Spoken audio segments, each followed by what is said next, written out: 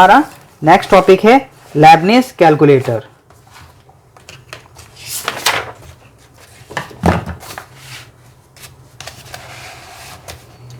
Lebanese calculator a German mathematician, यानी कि Lebanese calculator जो थे उनके बारे में बताया जा रहा है। इन 1671 Gottfried Leibniz, a German mathematician, invented a calculating machine which could perform true multiplication and division।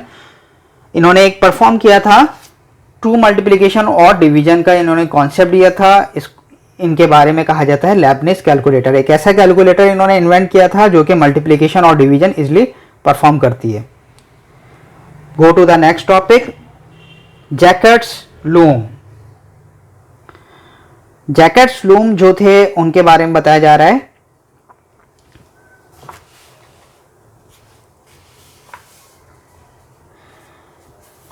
Jacobs loom जो थे उनका नाम था Joseph Jacob, a French textile manufacturer devised an automatic mechanical method of controlling weaving looms to create complex design on the woven cloth. He used punch cards to control weaving needles of looms. This suggested a method of storing information on punch card. The era of storing and retrieving numbers started with the invention of punch card. यानी कि हम ये कह सकते हैं कि Jacob loom जो थे वो उनके बारे में ये बताया जा सकता है। The Jacob loom was the first machine to use punch card to control a sequence of operation. मैंने क्या कहा, जैकब लूम जो थे वो फर्स्ट मशीन उन्होंने एक इन्वेंट की थी जो कि यूज होती है पंच कार्ड में to control a sequence of operation, simple word में। और ये इन्होंने क्या किया था, इन्होंने कॉन्सेप्ट दिया था हमें। कॉन्सेप्ट क्या दिया था, the concept it gives the concept of storing data on punch card which was later adopted by man inventor. इन्होंने ये बताया था कि किस तरीके से स्टोर होता है डेटा पंच कार्ड के अंदर, ठीक है, storing of data on the punch card, इन्होंने ये कॉन्सेप्ट दिया था। ठीक है स्टूडेंट, ये एक फर्स्ट मशीन थी जिसके use to punch card to control a sequence of operation, और it gives the concept of storing data on the punch card. Go to the next topic, Babbage differential engine. In 1822, Charles Babbage, a professor of mathematics at Cambridge University, demonstrated a small working model of his differential engine. It had some instruction stored and performed calculation. According to this instruction, it was able to do calculation by mechanical means accurate up to 20 decimals places. Student Charles Babbage की बात करते हैं तो Charles Babbage क्या हैं, Charles Babbage को sometimes founder of computer और some people called the father of computer. तो चार्ल्स बाबेज जो थे हमारे पास द फादर ऑफ कंप्यूटर के नाम से पहचाने जाते हैं। इनको कहते हैं, is known as the first computer और is called the father of computer. क्यों उनको फादर ऑफ कंप्यूटर कहा जाता है, क्योंकि इन्होंने कॉन्सेप्ट दिया हमें किसका, कंप्यूटर्स, मॉडर्न कंप्यूटर की इन्वेंशन इन्होंने की। कंप्यूटर की इन्वेंशन, फर्स्ट कंप्यूटर इन्होंने इन्वेंट किया, और कंप्यूटर के अंदर क्या चीज होती है, कैलकुलेशन का काम होता है ज्यादातर। तो कैलकुलेशन की भी कॉन्सेप्ट इन्होंने हमें दी, कहां तक की दी, अप टू 20 डेसिमल प्लेसेस तक। इन्होंने पहले डिफरेंशियल इंजन के जरिए इन्होंने क्या हमें कॉन्सेप्ट दिया, हमें ये दिया कि 20 डेसिमल प्लेसेस तक हम कैलकुलेशन इजिली परफॉर्म कर सकते हैं। बाबेज डिफरेंशियल इंजन के अंदर हम कैलकुलेशन कर सकते हैं 20 डेसिमल प्लेसेस तक। ठीक है, उसके बाद इन्होंने एक इंजन और तैयार किया, एनालिटिकल इंजन। पहला इंजन तैयार किया डिफरेंशियल इंजन, जिसके अंदर वो कैलकुलेशन कर सकता है कहां से कहां तक, 20 डेसिमल प्लेसेस तक। ठीक है स्टूडेंट, दिस डिवाइस यानी कि this engine was able to calculate up to 20 decimals. उसके बाद नेक्स्ट इन्होंने इंजन तैयार किया जिसका नाम है analytical engine, Babbage analytical engine. इनका फुल नेम है चार्ल्स बाबेज।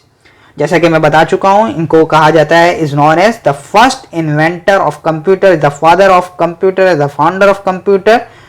और इन्होंने कॉन्सेप्ट दिया। आज तक जो कंप्यूटर हमारे यहाँ इन्वेंट होते जा रहे हैं वो इन्हीं के स्ट्रक्चर से, इन्हीं के कॉन्सेप्ट को फॉलो किया जाता है, और आज तक जितने भी कंप्यूटर इन्वेंट हो रहे हैं वो इन्हीं के फार्मूले से इन्वेंट हुए हुए हो रहे हैं। तो बाबिश एनालिटिकल इंजन पे आते हैं। Babbage's analytical engine encouraged by the success of differential engine के बाद Charles Babbage develop the concept of analytical engine. ठीक है, इन्होंने कौन से इंजन का कॉन्सेप्ट दिया? एनालिटिकल इंजन का कॉन्सेप्ट दिया। कौन सी ईयर में? 1833 में। वो जो था हमारे पास डिफरेंशियल इंजन वो था 1822। तो इन 1833 which was essentially a general purpose automatic calculator, the analytical engine was to have the same basic elements as today's modern computers have. It was to have 4 units. इसके 4 units होते हैं। पहला unit है इसका mail, second है store, third है gears and levers, और fourth है इनपुट एंड आउटपुट। मेल के अंदर, अच्छा, ये जो हमारे पास है एनालिटिकल इंजन, इसको कहते हैं the analytical engine is set to the first computer. इसको फर्स्ट कंप्यूटर भी कहा जाता है।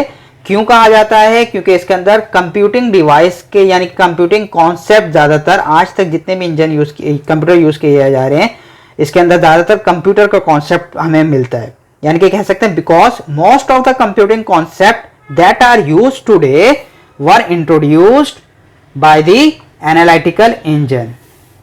ठीक है स्टूडेंट, तो यानी कि हम इसको एनालिटिकल इंजन को ये कह सकते हैं कि it is said to be the first computer because the most of the computing concept that are used today were introduced with the analytical engine.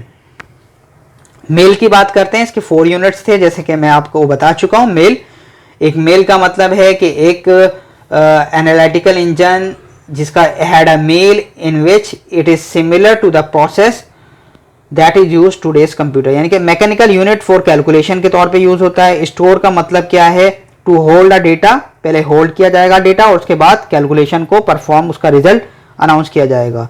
A system of gear and levers का मतलब है to transfer the data, data को transfer किया जाता है between the store and mill के दरमियान।